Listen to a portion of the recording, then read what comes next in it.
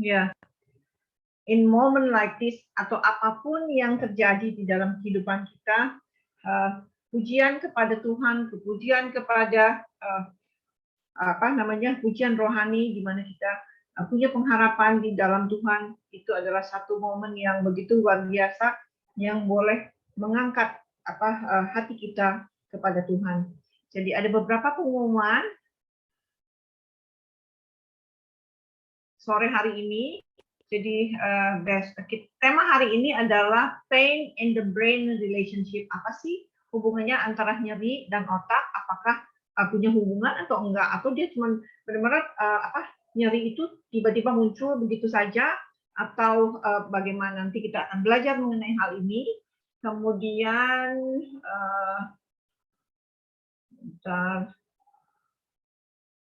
besok Tosi Strategik akan ada free seminar yaitu Mr. Time Challenge and One Goal. Itu jam 10 pagi. Kemudian kita ada seminar besar untuk edukasi, itu tanggal 25 Juni jam 10 sampai jam 12. Kemudian juga Tosi akan membuka kelas baru lagi khususnya untuk mini MBA, akan dimulai tanggal 2 Juli sampai 9 Oktober. Begitu juga untuk business leadership, ya akan dimulai pada Juni ini. Untuk masa persiapan pensiun, khususnya untuk beberapa perusahaan, kami juga melayani untuk offline maupun juga online.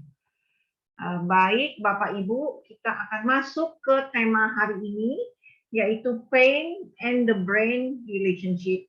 Jadi saya minggu ini tuh benar-benar surprising sih, sebenarnya dibilang surprising enggak juga ya. Ada momen yang begitu indah dan juga ada momen yang indah dan juga momen satu momen di mana kita harus memikirkan segala sesuatu bagaimana di ke depan, khususnya untuk pelayanan di anak-anak maupun juga di remaja. Jadi kemarin itu saya ketemu minggu lalu ya, hari Minggu, ada satu pasien yang ulang tahun, dia bilang dia ngundang kami, terus kemudian satu keluarga ini adalah pasien saya. Jadi bersyukur sih teman-teman. Sebenarnya sih saya waktu kemarin, aduh saya kayaknya mau pergi atau enggak atau apa, tapi di situ benar-benar Tuhan punya rencana yang lain lagi. Jadi Pak Tumbur ketemu sama satu orang anaknya, ya di situ dia juga pelayanan khususnya untuk ini anak umur 25, terus kemudian saya ketemu lagi sama satu ibu, kemudian percakapan itu dimulai. Saya bilang gini, apa kabar? Kondisinya biasa, nggak basa-basi segala macam. Terus kemudian saya nanya, gimana perkembangan anakmu? Aduh Bu, saya kepengen anak saya sekolah ke Amerika, tapi dia nggak ada respon sama sekali. Dia bilang gitu. Bukan hanya ini aja, bukan hanya sekedar respon, tapi dia nggak mau keluar dari kamarnya. Anak ini kelas 2 SMA, sekarang nanti bulan Juli kelas 3 SMA. Saya sih kepengen dia sekolah keluar, tapi dia nggak ada respon sama sekali. Dan yang paling ini yang benar-benar bikin saya gemeter adalah dia nggak mau berkomunikasi atau bersosialisasi, khususnya untuk face to face sama teman-temannya, atau umpamanya anak-anak umur SMA kan benar-benar anak-anak yang sering mau ngumpul, mau bergaul, ya ini sama sekali nggak, benar-benar sangat tertutup. Jadi saya akhirnya cerita, oh kondisinya gimana, ini segala macam. Terus saya bilang, ya udah coba deh kita set waktu kapan kita ketemu. Terus kita melakukan percakapan lagi yang lain, terus kemudian sampai, Bu ada lagi nih perkembangan, jadi nggak hanya anak saya aja.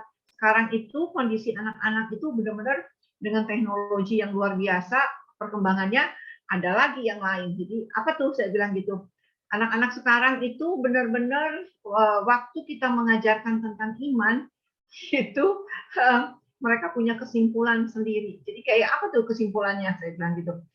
Saya punya temen, dia bilang gitu, anaknya itu umur kelas 5 sama kelas 6 SD. Terus kemarin satu bulan terakhir ini kan sekolah minggu udah mulai offline ya, udah mulai ketemu lagi. Terus kemudian dia nanya sama anaknya, kamu diajarin apa di sekolah minggu? Dia bilang gitu. Oh Ma, itu keluaran orang Yahudi dari Mesir keluar ke tanah perjanjian. Oh bagus dong. apa aja yang kamu pelajari? Terus kamu cerita dong, Mama. Apa aja ceritanya? Dia cerita bangsa Israel keluar dari Mesir, terus kemudian sampai di apa namanya Laut Teberau. Dia bilang kan, Musa bilang ketuk itu apa namanya tongkat, kemudian laut terbelah. Makanya ini kan ceritanya ya, ini laut terbelah maka orang Israel keluar. Sampai di situ ya, sampai di tongkat, dia bilang gini. Dia bilang bukannya apa? Dia punya asumsi begini. Padahal ini ya sekolah minggu ini sekolah minggu yang kita kenal lah secara pribadi orang-orang di situ dan sangat biblical ya, sangat reform. Tapi anaknya bilang gini, Ma katanya gitu. Akhirnya tongkat itu diketuk dan kemudian Tuhan memerintahkan untuk membangun bendungan ya supaya bangun-bangun bendungan, dan itu malaikat itu nahan dan orang Israel masuk menyeberang dari Mesir ke tanah perjanjian, dia bilang gitu. Terus akhirnya mamanya nanya, kok begitu katanya gitu. Itu benar-benar iman, benar-benar tongkat itu diketuk dan kemudian itu benar-benar laut itu terbelah. Terus anaknya bilang gini, Ma, yang benar aja dong katanya, mana mungkin katanya gitu, tongkat katanya diketuk, dia bilang gitu, lautnya terbelah. Aku udah googling katanya, aku tanya, lihat segala macam, nggak ada tuh katanya yang make sense aja Ma katanya. Ya Ma, nggak mungkin lah cuman ketuk tongkat terus kemudian lautnya terbelah. Jadi ini satu pelajaran buat kita semua, orang tua, baik orang tua maupun juga oma-oma, bahwa anak-anak sekarang itu kalau umpamanya dia nggak dikasih direction yang benar, umpamanya dikasih direction yang benar, pengetahuan dia ataupun mengenai iman ya, pembelajaran mengenai iman itu adalah satu pembelajaran yang bisa-bisa kita bisa lihat nanti di 5 tahun, 10 tahun. Ini anak umur 11 tahun ya, kelas 5, kelas 6 SD gitu ya, ini grupnya. Jadi kita bisa lihat perkembangan 5 sampai 10 tahun ke depan anak-anak itu bertumbuh seperti apa. Nah, nanti satu hari dia punya keluarga, kita bisa melihat bahwa perkembangan iman mereka juga kita perlu doakan bersama. Jadi itu satu. Terus kemudian yang kedua, ada satu teman yang undang saya untuk di YouTube channelnya. Dia orang Indonesia tapi tinggal di Swiss. Suaminya itu seorang saintis ya, punya 20-an hak paten khususnya untuk kosmetik. Jadi, dia adalah R&D director dari salah satu perusahaan kosmetik yang paling besar di Prancis. Jadi dia jadi R&D directornya dan dia ngajar di beberapa universitas di Eropa. Jadi dari awal pertemuan dia bilang, aneh ya orang Indonesia, dia bilang setiap kali ngomongnya kamu agamanya apa. Jadi dia bilang kan nggak ada hubungan apa-apa, ngapain dia nanyain tentang agama dan lain sebagainya. Pas dia ngomong kayak gitu saya langsung diem ya.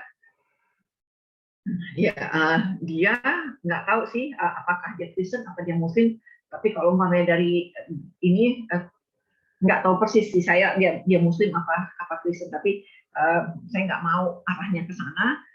Kemudian saya bilang oke, saya bilang saya confirm tanggal sekian, hari sekian, jam sekian kita ketemuan dan kita video rekam.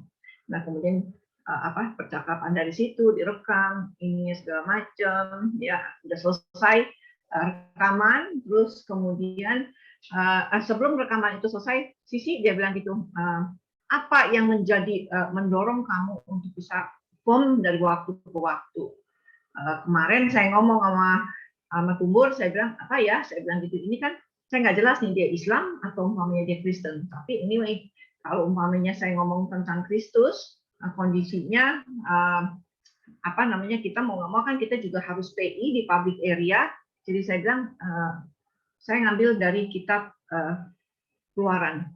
Jadi bangsa Israel keluar dari Mesir. Jadi ini saya bilang sama dia, yang menguatkan saya di waktu ke waktu adalah bahwa bangsa Israel keluar dari tanah Mesir dengan segala macam problem dan journey-nya, dan itu benar-benar sesuatu yang impossible di depan, tapi karena kekuatan dan pertolongan Tuhan itu benar-benar luar biasa. Hidup itu perlu balance, tapi hidup yang balance itu adalah benar-benar kita punya hubungan antara heaven and earth. Kalau umpamanya hubungan heaven and earth itu problem, kita nggak mungkin jadi balance. Jadi itu yang saya katakan khususnya untuk penginjilan di public area. Saya bersyukur kalau umpamanya saya ambil dari kitab Kejadian, Yahudi masuk, Islam masuk, Kristen juga masuk, tapi dengan perspektif yang beda.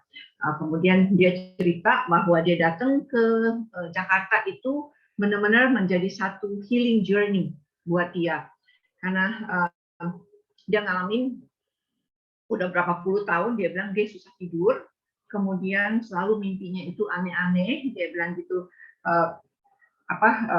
itu jadi satu pergumulannya dia, dan dia selalu mengatakan bahwa I'm not give the best to my mom, karena waktu pas mamanya meninggal itu karena cancer. Jadi itu jadi satu hantaman yang luar biasa buat dia. Jadi ini adalah healing journey-nya dia. Jadi kalau umpamanya saya bilang healing journey itu benar-benar akhirnya saya bilang begini, Miss, boleh nggak saya saya totok kamu ada beberapa bagian. Terus kemudian dia bilang oke, dia bilang gitu. Akhirnya dia nangis, akhirnya ketahuan bahwa dia datang ke Indonesia itu benar-benar healing journey, dan kemudian dia bilang mamanya itu meninggal berapa puluh tahun yang lalu, dan kuburannya itu udah ditimpa sama orang lain lagi, punya kuburan, jadi dia pindahin kuburan mamanya ke tempat yang lain. Jadi dia bilang saya punya grief, saya punya kepedihan yang luar biasa itu belum selesai, saya udah melihat lagi peti mati orang tua saya. Saya cuma bilang gini, waduh, kamu bersyukur kamu bisa melihat. Jadi ini mimpi kamu yang berapa puluh tahun yang lalu karena kamu punya perasaan bersalah sama mama kamu, Tuhan izinin ini. Akhirnya dia nangis. Kemudian saya bilang bersyukur kamu punya kesempatan Tuhan izinkan untuk melihat peti mati ibu kamu, walaupun kalau mamanya secara ini nggak semua orang mengalami hal itu. Jadi plus kemarin dia bilang gitu, dia kehilangan 5.000 euro cash ya yang diambil oleh teman baiknya sendiri. Jadi itu benar-benar satu pukulan yang luar biasa.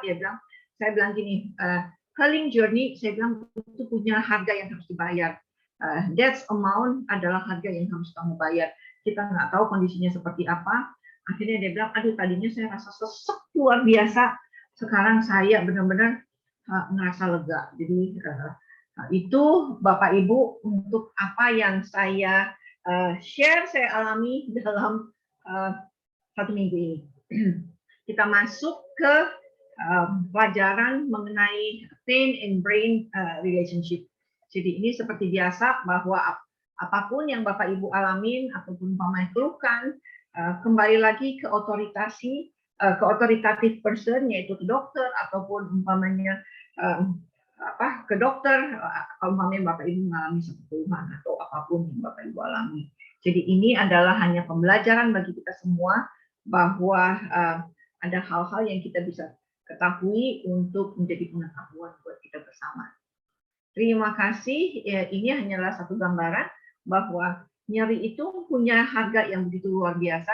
Di Amerika itu ada 116 juta yang mengalami chronic pain. Jadi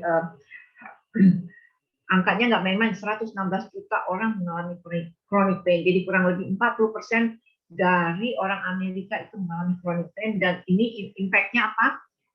Absensi. Jadi produktivitas di dalam pekerjaan itu menurun ya, karena banyak orang yang absen karena nyeri, khususnya nyeri punggung ya. Dan biayanya sangat tinggi ya. Karena kalau umpamanya kita lihat produk-produk OTC itu sangat merajai, khususnya untuk paracetamol dan lain sebagainya. Nah, apa sih definisinya nyeri ya? Nyeri itu adalah pengalaman sensorinya kita ya, yang sangat subjektif dan emosional, yang nggak menyenangkan ya, karena nyeri yang nggak menyenangkan, yang berkaitan dengan kerusakan jaringan sel ataupun yang aktual maupun juga potensial. Jadi kadang-kadang itu juga ada yang jaringannya benar-benar rusak, ada yang nggak sama sekali rusak. Jadi atau paling kecenderungan akan kerusakan dan menuju terjadinya kerusakan jaringan.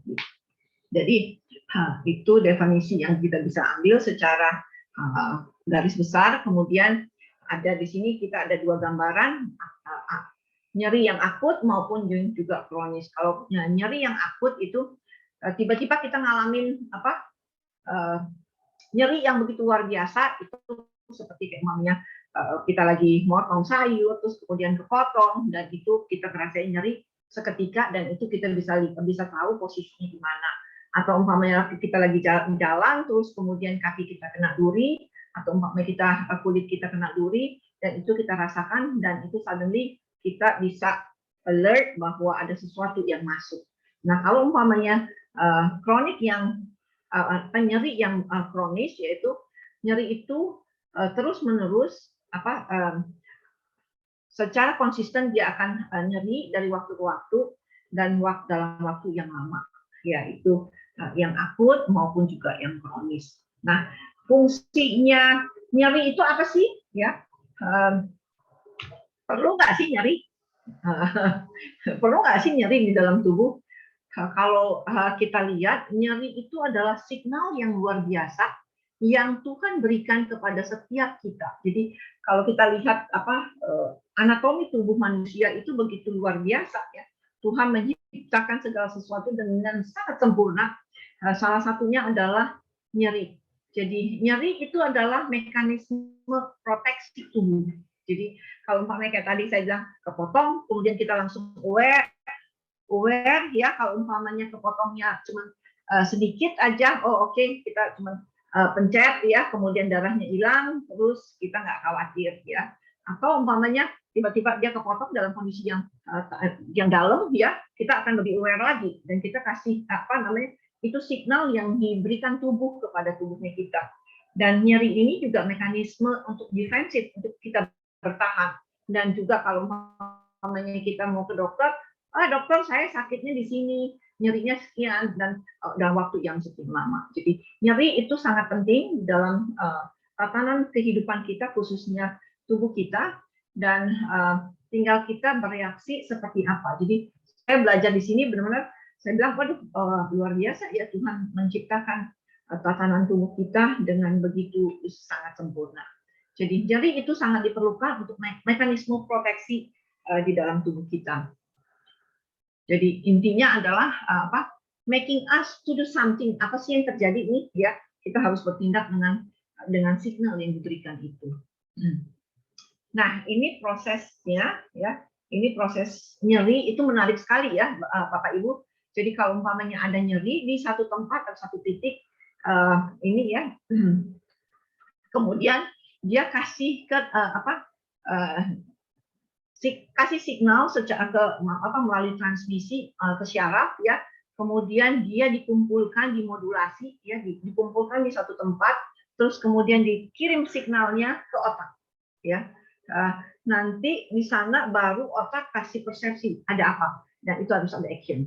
Jadi saya itu baru saya pikir nyeri itu datang suddenly begitu aja tanpa ada proses. Jadi luar biasa ya, ini adalah proses perjalanan nyeri dari satu titik ya, kemudian titik itu kasih signal melalui transmisi melalui syaraf-syaraf kita dan dikumpulkan ya, kemudian waktu pas dikumpulkan baru dikirim ke otak untuk diberikan informasi, dan otak yang bereaksi harus melakukan apa.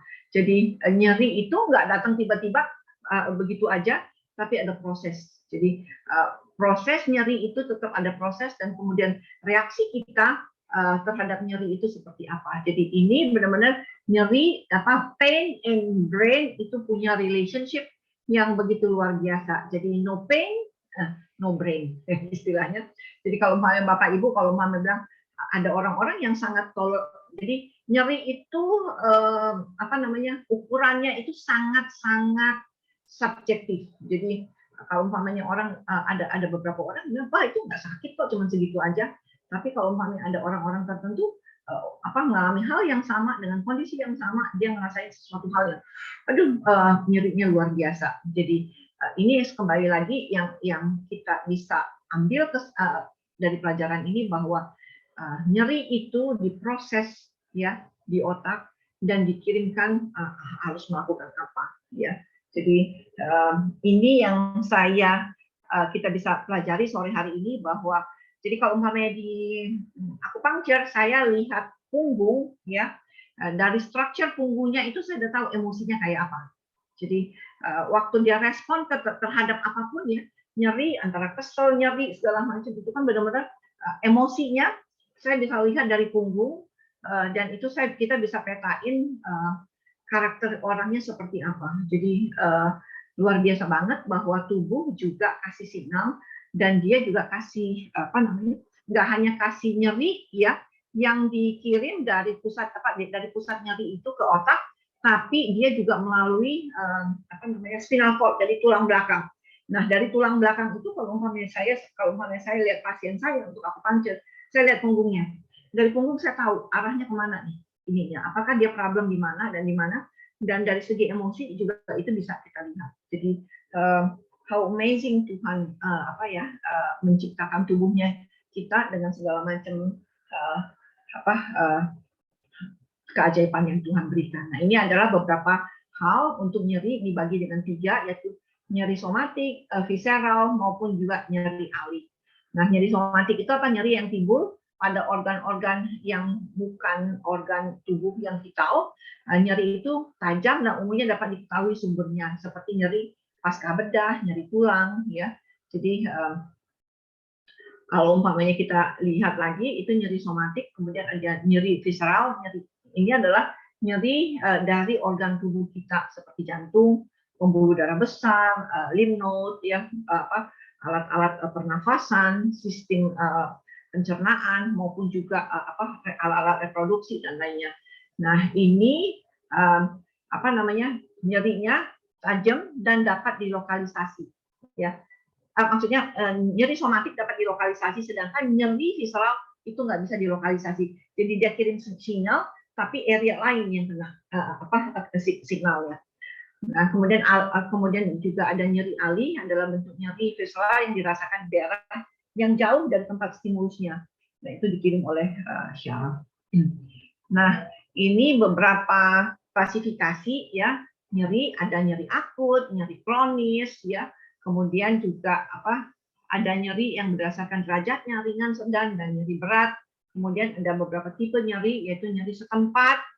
Kemudian nyeri dia sebenarnya nyerinya nyerinya di area tertentu, tapi sebenarnya dia ada di area yang lain sih sebenarnya problemnya.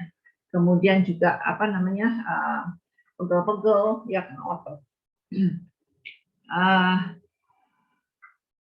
Seperti saya katakan tadi, nyeri itu sangat-sangat subjektif.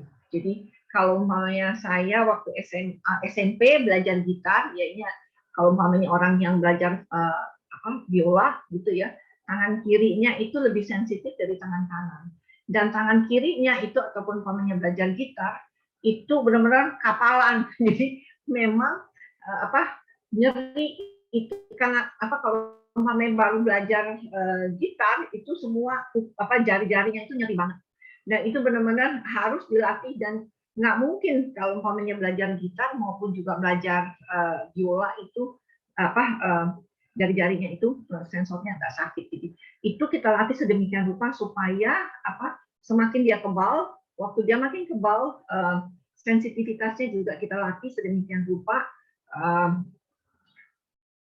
Jadi tangan kiri itu kita rasakan sebenarnya kalau umpamanya orang yang baru itu benar-benar nyeri, tapi kalau umpamanya benar-benar yang profesional maupun gitaris maupun violin itu tangannya semua pasti udah kapalan jari-jarinya. Jadi dia nggak ngerasa itu jadi sesuatu yang sakit, yang nyeri, tapi itu adalah satu enjoyment. Jadi sakit untuk nyeri itu benar-benar sangat subjektif. Jadi ada satu orang yang merasakan itu nggak ada problem ya, tapi ada orang lain yang benar-benar skill sakitnya itu begitu luar biasa. Nah, tadi kita tahu bahwa nyeri itu adalah signal yang diberikan tubuh ya untuk kita bersikap apa yang harus kita lakukan ya. segala sesuatu ya, kalau umpamanya nyeri itu naik, itu berarti sesuatu yang sesuatu yang diperlukan untuk contohnya gini, kalau lukanya itu parah, ya kita lihat, kita evaluasi lukanya itu parah, kayak umpamanya kalau umpamanya ketusuk kepotong pisau sedikit aja, kalau umpamanya kita lihat oh nggak ada problem kok, atau umpamanya kepotong pisaunya yang lebih dengan pisau yang sangat tajam, kemudian jari kita potong dan itunya dalam ya, itu pain-nya karena kan tadi dia bilang kan itu dikirim kan signalnya waktu pas kita bilang wah kepotong, kemudian signal itu dikirim melalui jaringan pembuluh darah, kemudian dimodulasi, dikumpulin dan dikirim ke otak. Otak langsung bilang, oh ini kalau umpamanya untuk scale yang ini, kalau cuma sedikit aja nggak ada problem. Nah, nyerinya itu berkurang. Tapi kalau kita bilang, wow ini bahaya banget nih, nyerinya akan lebih naik. Jadi saya punya, waktu itu pernah nganterin keponakan, ya itu lucu banget, waktu itu masih umur berapa tahun tuh Pak? 5-6 tahun, terus kemudian bawa ke rumah sakit dan disuntik. Waktu disuntik dia nggak nangis. Waktu udah selesai suntik baru dia teriak kenceng-kenceng. Jadi mungkin dia baru realize, waduh sesuatu terjadi sama saya. Waktu pas disuntik dia nggak nangis sama sekali, dia diam aja. Waktu jarum itu udah keluar dia baru teriak. Jadi ini benar-benar respon dari otak bahwa ada sesuatu bahaya. Ya, jadi setelah itu dia baru realize bahwa ada bahaya yang datang. Jadi ini benar-benar nyeri itu kembali lagi yang sangat menentukan adalah persepsi kita, persepsi setiap orang berhadapan dengan nyeri itu sendiri. Dan kita harus ingat bahwa pesan bahaya itu yang dikirim dari tubuh yang harus kita respon. Jadi nyeri adalah pesan yang diberikan oleh tubuh, ada sesuatu yang bahaya yang kita harus ambil tindakan. Nah, di otak diolah apa yang harus kita ambil tindakan kalau memang itu benar-benar bahaya, dia akan lebih naik nyerinya. Ya, kalau umpamanya itu nggak bahaya, ya udah gitu ya. Jadi kita harus rethinking kita punya nyeri ya, dan kita harus mengerti untuk menjudge apakah itu penting atau tidak, skalanya kayak apa. Jadi saya bisa share di sini satu hal, waktu pas COVID 2020 anak saya tinggal di cici saya di San Francisco, dan cici saya itu seorang perawat ya, dan dia kerja di emergency room. Dia bilang sih katanya aku selalu nyeri, dia bilang gitu, nyerinya tuh luar biasa sampai nggak bisa naik tangga maupun turun tangga. Tapi jamnya aneh, dia bilang setiap jam 4 pagi sampai jam 7 pagi. Terus dia udah masuk rumah sakit 2 kali, dokter bilang apa? Dokter bilang katanya ada kandung kemihnya, kandung kencingnya itu infeksi. Oh, itu 2 kali dia masuk rumah sakit. Terus kemudian pas anak saya tinggal di sana, karena asramanya tutup, jadi dia tinggal sama cici saya mikir, ada apa ya? Coba deh saya bilang gini sama anak saya, kamu coba ini deh pijitin Ii, gimana nih kondisinya segala macam, pijitin tante. Saya ngeliatin, saya evaluasi, ini deh video deh, saya bilang gitu. Jadi itu selama 1 mingguan saya video call setiap hari kurang lebih 1-2 jam. Saya ngajarin dia gimana mijit sana, mijit sini, terus saya evaluasi segala macam. Kadang-kadang oke sih, tapi kadang-kadang waktu pas pagi itu aku tuh benar-benar, dia bilang kalau mau turun tangga lututnya nggak kuat dan itu bawaannya dia mau jatuh terus, dia bilang gitu. Oh aneh juga ya, saya bilang begitu. Tapi dia bilang kalau umpamanya saya udah di tempat kerjaan, enggak tuh sampai pulang, dia bilang sampai malam nggak ada problem gitu. Tapi penyakit itu hanya ada antara jam 4 pagi sampai jam 7 pagi. Dia mual, dia mules, nyeri semuanya, nyeri pinggang, nyeri lutut, khususnya lutut. Dia bilang sampai dia nggak punya kekuatan kayak kayak saya ini lumpuh begitu karena nggak kuat banget nariknya. Setelah 1 minggu saya ngeliatin, kok kayaknya oke, ini segala macam. Ya udah deh, saya bilang gitu. Coba kamu jam 4 pagi call, pas baru bangun di ini SF. Saya kan udah siang, jadi kamu coba call. Saya ngeliatin lagi, ini pakai video call, saya evaluasi lidahnya secara akupunktur, ini segala macam, mukanya segala macam. Terakhir saya bilang gini, cici saya namanya Mary, Mer, lu sebenarnya takut mati ya? Saya bilang, langsung dia teriak, hah? Takut mati? Ya enggak lah, orang gue udah terima Kristus, katanya kenapa harus takut mati? No. Lu takut mati? Saya bilang gitu. Kalau saya di posisi kamu, saya pun juga takut. Karena sebenarnya itu benar-benar dia lebih ke psikis sih. Jadi dia kerja di rumah sakit pas lagi heboh-hebohnya itu COVID, dan dia harus pergi dan pulang. Jadi kalau umpamanya itu tiap sebentar sih katanya ada yang meninggal, apalah segala macam, dan ketakutan luar biasa. Kalau saya di posisi kamu pun, saya juga akan takut. Jadi itu dia benar-benar lemes ototnya dan segala macam itu karena jam 4 itu jam bangunnya dia, jam 7 itu jam masuknya dia. Jadi jam 4 sampai jam 7. Jadi kalau jam 7 lewat 01 dia udah harus masuk di kerjaan, dan dia bilang nggak sakit itu kakinya dan badannya oke. Jadi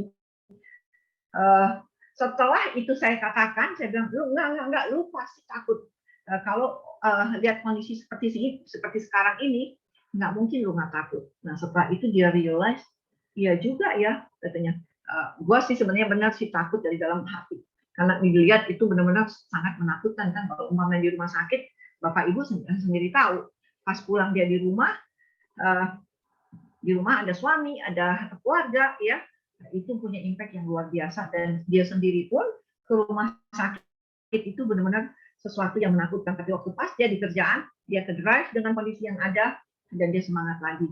Jadi itu pain-nya yang benar-benar tragis ya. Dan puji Tuhan sampai sekarang dia nggak pernah lagi masuk rumah sakit. Jadi ini satu pelajaran yang kita bisa pelajari bersama. Jadi apa sih yang menjadi indikator ya untuk sesuatu itu kita bisa nilai. Nah di sini kita bisa lihat ya tempat di mana sakit ataupun nyeri itu kemudian dikirim melalui jaringan pembuluh darah ya, syaraf, terus kemudian masuk melalui sumsum spinal cord, tulang belakang, dan kemudian diproses di otak. Nah di otak kita bisa lihat DIMS and SIM. DIMS itu sesuatu yang bahaya nggak untuk saya, atau umpamanya yang kedua ini sesuatu yang aman nggak buat saya. Jadi kita lihat kalau umpamanya indikatornya dia bilang ini dangerous, ini ya nyerinya itu naik ya, ininya naik ya, dan kemudian tinggal sampai ke posisi yang luar biasa. Nah kalau umpamanya kita lihat di indikator bahwa kita evaluasi, oh itu nggak sesuatu yang bahaya kok, secara evidence kemudian nyerinya itu akan turun dengan sendirinya. Jadi apa yang saya pelajari dari kakak saya itu benar-benar dia bilang, habis itu dia bilang dia realize, saya bilang kamu sudah jadi anak Tuhan, kenapa harus takut? Iya saya nggak takut sekarang, dia bilang. Setelah diklik dia punya mind ya, dia baru sadar, iya kenapa saya harus takut, dia bilang gitu. Setelah sadar itu baru dia wake up, kemudian dia kerja dengan normal. Jadi ini benar-benar psikosomatis itu sangat-sangat mempengaruhi setiap keputusan yang kita ambil. Jadi kalau umpamanya kita lihat danger nggak itu dengan kehidupan saya. Kalau kasusnya kakak saya, kalau umpamanya saya ke rumah sakit itu adalah sesuatu yang bahaya ya, karena di situ akan kuman segala macam, itu bisa efek buat saya maupun juga buat keluarga saya, dan saya anggap itu adalah hal yang sangat berbahaya. Jadi itu benar-benar itu dalam 1 bulan dia 2 kali tuh masuk rumah sakit. Dokter bilang nggak ada problem, dia bilang terakhir nggak ada problem, tapi waktu awal-awal dia bilang ini karena infeksi kandung kemih. Tapi setelah dia realize, oh oke, bahwa saya bilang gini, kalaupun umpamanya Tuhan mau ambil kamu kapanpun ya kamu ready. Ya aku ready kok sih, dia bilang gitu, nggak ada problem.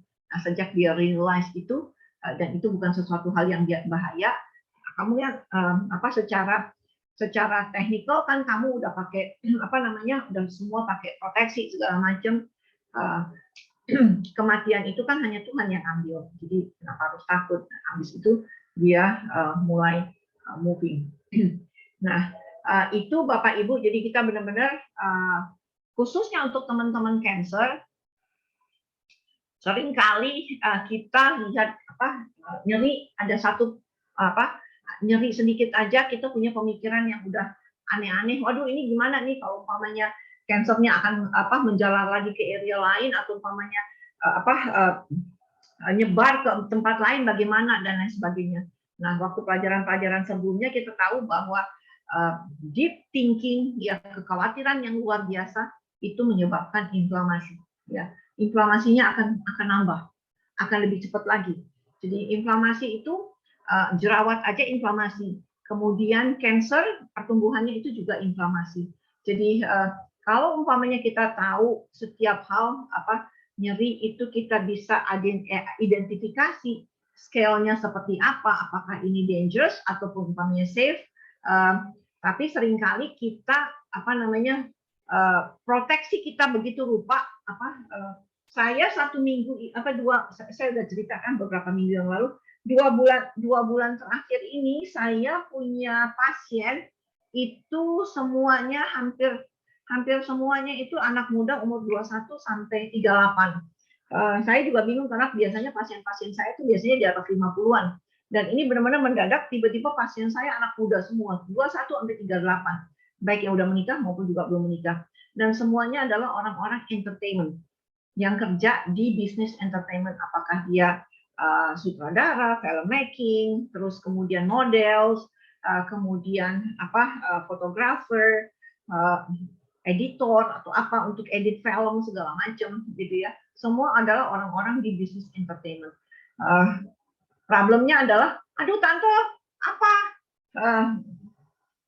Pusing, sakit kepala, nyeri, sampai nggak bisa apa-apa, sampai stuck di mana areanya di otak nih, di area di sini, ada yang di leher, ada yang di pinggang, dan nyerinya ampun-ampun udah nggak bisa lagi. Ada satu yang filmmaker, yang sutradara itu, aduh sampai aku tuh benar-benar udah nggak bisa apa-apa lagi. Ini kayaknya digerakin dikit aja udah nggak balance. Atau umpamanya ada satu ibu ya yang fibromyalgia, jadi seluruh sensori ototnya ini kalau umpamanya dipegang itu nyeri. Dia bilang, saya baru belajar juga sih apa itu fibromyalgia. Jadi seluruh signal di tubuhnya itu kalau umpamanya dia dia bilang dipegang atau apa itu sakitnya ampun-ampun, dia bilang gitu.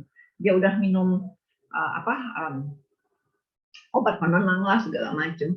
Tapi yang uniknya adalah anak-anak muda umur 21 sampai 38 problemnya adalah nyeri punggung, ya, pinggang, punggung, kemudian leher, kepala. Nah, kalau umpamanya saya lihat sih keluhannya apa sih yang bikin mereka benar-benar tight, itu adalah salah satunya handphone, ya. Pakai handphone kan kurang lebih di atas 3 jam, 5 jam per hari. Terus kemudian untuk dari segi emosinya, karena ini adalah orang-orang entertainment, mereka nggak bisa ekspresi. Kemarin selama COVID kan, ini orang-orang yang benar-benar dia ataupun dia artis, dia model, tapi dia nggak punya wadah untuk mengekspresikan dirinya. Jadi itu benar-benar dia stuck dan dia boring. Jadi nyerinya dari banyak faktor. Nah, nyerinya itu nggak ada yang tisu nyeri kan ada 2 ya, ada yang tisunya memang luka ya atau namanya problem, atau juga dia nggak ada luka atau nggak ada luka yang di dalam tubuhnya, tapi lebih ke psikosomatis. Jadi kalau kemarin saya lihat sih lebih ke psikosomatis, tapi ada beberapa pasien saya juga itu punggungnya nyeri, dia bilang sampai nggak bisa sampai jalan pun dia langsung apa eh, nyeri banget. Nah, ada satu lagi itu juga anak muda ya, semuanya di bisnis entertainment. Ini jempolnya, jempol kaki. Jempol kaki, dia bilang ini tante jempol kaki aku udah berapa lama ya, sebenarnya jempol kaki ini udah bertahun-tahun sih nggak sembuh-sembuh. Dia bilang jempol kakinya udah lama banget. Jadi terakhir dia udah 2 kali atau 3 kali datang, aku bilang, wah ini kamu emosinya yang harus kamu balance. Jadi kalau enggak ini nggak bakalan sembuh-sembuh lukanya. Jadi waktu itu dia bilang dia apa nggak cocok sama mamanya karena mamanya maunya apa, dia maunya apa, dia mau invest apa segala macam. Tapi mamanya dibilang enggak. Jadi ini adalah orang-orang yang entertainment. Kalau umpamanya kita tahu sendiri, kalau umpamanya orang tua kan ngeliat, waduh di bisnis entertainment, lu mau makan apa? Mau hidup tuh dari nyanyi. Jadi hal-hal yang seperti kayak gini jadi satu pergumulan buat mereka semua. Jadi itu Bapak Ibu bahwa segala sesuatu itu masih bisa di manage kok. Jadi nyeri itu bukan itu diproses di otak, tinggal otaknya kita kasih responnya seperti kayak apa. Jadi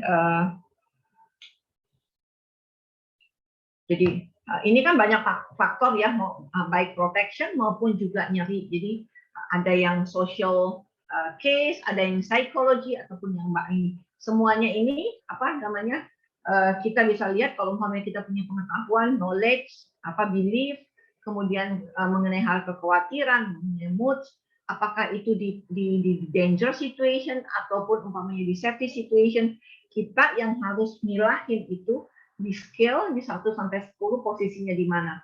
Kalau umpamanya itu kondisinya berbahaya, kita harus bawa ke autoritatif, ke dokter, ya kita harus nanyain. Jadi ini adalah signal yang diberikan oleh tubuh kita yang diciptakan oleh Tuhan untuk kita aware. Jadi kalau umpamanya ada sesuatu nyeri, kita harus bertindak apa nih? Jadi kalau umpamanya saya lihat sih saya belajar dari tubuh saya, kalau umpamanya saya nggak enak, saya nggak, wah ada apa nih, ada apa? Yang problem itu sebenarnya bapak-bapak itu kalau umpamanya ada signal di tubuhnya dia cuek aja sampai akhirnya meledak. Jadi nyeri ya itu perlu untuk pertahanan tubuh kita, untuk kita harus bersiap-siap harus apa yang kita lakukan. Tetapi yang paling penting adalah kita harus justify apakah ini benar-benar berbahaya atau tidak berbahaya. Nah, kalau untuk teman-teman yang di cancer, dia bilang, kayak saya juga ngalamin, waktu saya dibilang stadium 4, kalau nggak mungkin saya nggak mikir, ya, aduh, gue tinggal berapa tahun lagi nih hidup, kalau umpamanya kondisi saya sehat, kalau umpamanya kondisi saya nggak sehat, kondisinya seperti apa. Jadi saya berasumsi, saya bilang, waduh Tuhan, hidup gue tinggal 2 sampai 5 tahun lagi nih, kalau umpamanya stamina saya oke, 5 tahun, kalau stamina gue nggak oke, 2 tahun gituan. Jadi ini benar-benar tinggal gimana persepsi kita bawa. Stadium 4, apa yang kita harus kerjakan. Saya waktu itu saya bilang sama Tuhan, saya nggak takut akan kematian karena saya tahu bahwa at the end of dari segala sesuatu nggak ada satu orang pun yang bisa menghindar dari kematian dan saya harus berhadapan dengan kematian. Jadi saya secara iman saya siap untuk berhadapan dengan Tuhan. Nah, apa yang harus habis itu saya lakukan? Saya benar-benar berdamai sama Tuhan secara mindset. Kemudian yang harus saya kerjain adalah saya ngelakuin makanan saya. Jadi mindset dan juga apa yang saya makan. Jadi itu yang DIMS itu benar-benar dangerous, yes. Cancer adalah sesuatu hal yang menakutkan, yes. Kita nggak bilang enggak, dan itu benar-benar proven, itu benar-benar menakutkan, tapi itu bukan adalah segala ending dari segala sesuatu. Jadi tinggal kita melihat bahwa nyeri itu diberikan signal kepada kita yang harus respon dan kita harus justifikasi.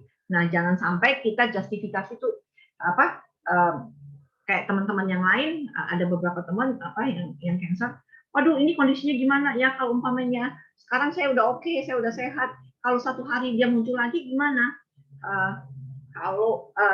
Kembali lagi itu persepsinya kita dengan knowledge yang begitu luar biasa, dengan informasi yang begitu banyak, kita lebih knowledgeable saat ini dibanding waktu zaman dulu. Jadi kita bisa tanya ke dokter kondisinya seperti apa, melihat perkembangannya. Jadi jangan semuanya itu jadi suatu ketakutan atau kekhawatiran yang luar biasa. Ingat seperti pelajaran-pelajaran yang lalu, kekhawatiran, ketakutan yang luar biasa itu yang lebih membuat imun sistem kita lebih dari hari ke hari makin drop kalau umpamanya kita memikirkan hal-hal itu terus-menerus. Dan kita melihat, oh ini masih jalan running dan dia akan move. Jadi yang saya lakukan adalah kita benar-benar melihat itu dangerous, yes dangerous, tapi what should we do gitu loh. Dan kita jangan masuk terjerembab di area itu. Jadi, itu Bapak Ibu yang saya bisa share. Kita rearrange, kita punya sistem berpikir, dan kalau memang itu berbahaya, kita kembali lagi ke dokter, kita tanyakan apa yang harus dibuat. Nah, ada beberapa orang ya, aduh gue takut ke dokter, entah kalau dokternya bilang, aduh ya ini problem gini. Kalau umpamanya gue dengar problem, jadi gue jadi lebih takut lagi, dia bilang gitu. Dengan informasi, dengan pengetahuan yang luar biasa saat ini berkembang ya, kita sih sebenarnya nggak perlu khawatir, karena knowledge itu benar-benar yang sangat menentukan apa yang harus kita lakukan. Jadi nggak hanya berlama-lama di kekhawatiran, tetapi kita harus move on untuk menyelesaikan setiap problem yang kita hadapi. Jadi ini saya cuma kasih gambaran di sini apa aja sih yang harus kita rapi. Ini contoh ya. Ada macam-macam kekhawatiran, gula darah, tidurnya nggak nyaman, no hope ya, kemudian geraknya juga kurang. Jadi kita lihat ini, kita identifikasi apa aja sih problemnya kita nyerinya itu di mana. Tidak identifikasi, kita harus ngerti, terus kemudian kita lihat ini di area yang dangerous atau yang safety. Kalau umpamanya di dangerous, kondisinya di skala 1 sampai 10 itu sangat paling berbahaya, dia di skala berapa? Jadi kalau umpamanya itu dia di skala 8 sampai ke atas, ya kita harus ke apapun yang kita alamin ya, kita ke authoritative person ya. Terus kemudian kalau umpamanya itu di area umpamanya nggak bahaya, ya udah oke, udah move gitu ya. Jadi benar-benar pain itu sangat dibutuhkan oleh tubuh. Dan kalau umpamanya kita bilang, wah saya nggak mau ada nyeri, no brain, jadi kita nggak makan ada nyeri ya kalau kita nggak punya otak. Jadi ini istilahnya Bapak Ibu bahwa no brain, no pain. Jadi pain itu adalah persepsi yang dikirim ke otak, dan otak yang akan meresponnya. Jadi kalau umpamanya kita nggak ada pain, ya kalau itu kita juga nggak ada otak. Jadi itu istilahnya ya yang saya bisa share, bahwa no brain, no pain. Pain perlu untuk alarm tubuh, untuk kita bersiap-siap, berjaga-jaga, ada apa, dan kita akan evaluasi ke depan. Jadi waktu kita evaluasi, jangan berlama-lama dievaluasi, terus kemudian akhirnya kita terjerembab di situ, dan kekhawatirannya yang muncul. Dengan teknologi yang begitu luar biasa, ya kita bisa move on. Jadi ini yang saya bisa share kepada Bapak Ibu, bahwa body, mind, and spirit itu adalah jadi satu kesatuan yang nggak mungkin dipisahkan. Jadi kalau umpamanya ini ada satu journey, ya satu perjalanan, ini adalah area di mana kita penuh dengan pengetahuan, kemudian kita berjalan, kemudian kita pisah-pisahin. Ini daerah yang bahaya, ya. Kemudian ini yang kalau umpamanya itu daerah yang bahaya, kita rapiin, ataupun kita ke dokter atau kemana, atau umpamanya kita kita selesaikan problemnya, kemudian kita atur perjalanan kita berikutnya, kita pakai obat yang ada di otak kita, ya sebelum kita ke dokter, kita yang harus justifikasi ini oke atau enggak, ya. Jadi kalau umpamanya saya evaluasi pasien saya yang datang itu kebanyakan itu hampir semuanya nyeri sana, nyeri sini. Tapi kalau umpamanya selesai itu saya evaluasi itu benar-benar lebih ke psikosomatis. Jadi ada satu orang dia bilang dia WA ke saya, tante dia bilang saya problem kamu apa? Apa namanya? Sexual harassment. Otak saya udah tualit ini segala macam. Ya udah, kamu dikasih tahu sama siapa ke saya. Saya ikut sama temen dia bilang coba ke akupuncture dia bilang gitu. Ya udah kamu datang aja, saya bilang datang. Ini kemudian saya bilang gini sama dia, saya bilang gini sama dia, kamu taunya dari siapa? Dari si ini tante. Terus kemudian dia datang kan. Saya udah mikirnya udah kemana-mana. Aduh saya berdoa buat dia supaya nggak terjadi apa-apa. Kondisinya seperti apa. Kemudian dia cerita, maksudnya kamu itu sexual harassment itu seperti apa? Dia bilang tante saya kos. Dia bilang di satu tempat dan itu tempat itu benar-benar dari kantor sih bos saya yang ngasih. Jadi kita bertiga. Jadi ada satu pasangan. Dia bilang sama saya. Jadi itu ada 2 kamar. Kemudian saya mandi, dia bilang gitu, pas saya lagi mandi, itu ada kamera katanya. Jadi yang laki-laki itu dia bilang ambil foto, ambil video saya. Nah di situ saya marah, saya ini segala macam. Akhirnya saya lapor ke bos saya. Dia bilang nggak mungkin kejadian itu terjadi. Waktu itu saya udah teriak, tapi apa namanya pacarnya lagi tidur. Jadi kondisinya seperti kayak gimana. Terus kemudian dia bilang gini, saya benar-benar khawatir tante, dia bilang sampai seringkali saya mimpi dan segala macam. Saya ketakutannya gimana itu kalau umpamanya sampai video itu dijual dan lain sebagainya. Saya cuma bilang gini, kan dia udah bilang bahwa dia nggak ngelakuin apa-apa dan itu dia bilang udah nggak ada video segala macam. Satu kali saya bilang gitu, kalau video itu muncul, kamu kan udah ada case sebelumnya. Jadi kalau umpamanya itu kan udah mereka semua orang udah tahu dan semua orang itu nggak percaya sama kamu. Itu dia tante. Kalau umpamanya satu hari dia jual atau umpamanya ketahuan dan semua orang tahu bahwa emang kejadian itu benar. Jadi kenapa kamu harus tahu? Kamu harus takut? Kamu udah ngomong belum sama mamamu? Udah tante. Jadi kalau umpamanya kamu udah ngomong, ya udah kamu nggak usah khawatir. Toh kalaupun umpamanya ini kan itu nggak yang paling penting dia touch nggak tubuhmu, nggak sama sekali. Jadi hanya video itu aja. Oh oke, kalau apa namanya bukan oke, tapi kamu harus move on. Kalau nggak kamu nggak bakalan move on. Ini badan aku jadi lemes banget dan dia nggak bisa kerja, dia nggak bisa apa dan segala macam. Jadi saya bilang kita harus identifikasi problemnya apa. Kalau umpamanya itu bahaya nggak buat tubuhnya kamu, kan nggak bahaya, ngapain lagi kamu harus khawatir. Ini kan kita udah pilahin lagi. Kamu kalau umpamanya lihat lagi, kamu safety nggak? Udah safety karena kenapa? Kamu udah pindah dari tempat itu. Jadi apalagi yang kamu harus takutin? Iya juga ya tante. Dia bilang ini pertemuan yang kedua kemarin itu dia udah move on. Jadi kembali lagi Bapak Ibu, memang segala sesuatu itu kita bisa scale, tinggal kita responnya seperti apa. Jadi body, mind, and spirit itu nggak bisa dipisahin satu dengan yang lain karena dia berhubungan terikat satu dengan yang lain. Dan kalau umpamanya swingnya nggak balance, itu benar-benar impact.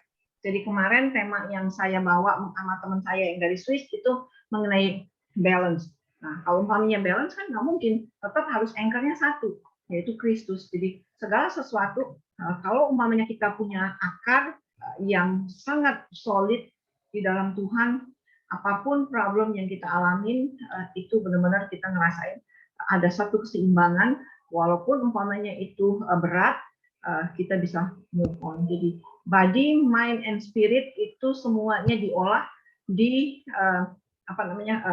pain itu bukan suddenly tiba-tiba dia muncul, tapi pain itu adalah satu proses yang dikirim oleh syaraf kita dan dikumpulkan di satu dimodulasi dan kemudian dikirim ke otak dan otak yang olah dan dia memberikan persepsi ini oke, ini enggak. Kalau umpamanya itu oke, pain itu scale-nya dia akan turun. Tapi kalau umpamanya kita justifikasi bahwa itu memang problem, pain-nya pasti akan naik. Jadi itu benar-benar area di mana pertahanan tubuh kita benar-benar luar biasa. Kalau umpamanya area itu bahaya, otak kasih perintahkan ke area itu untuk darah putih bergerak.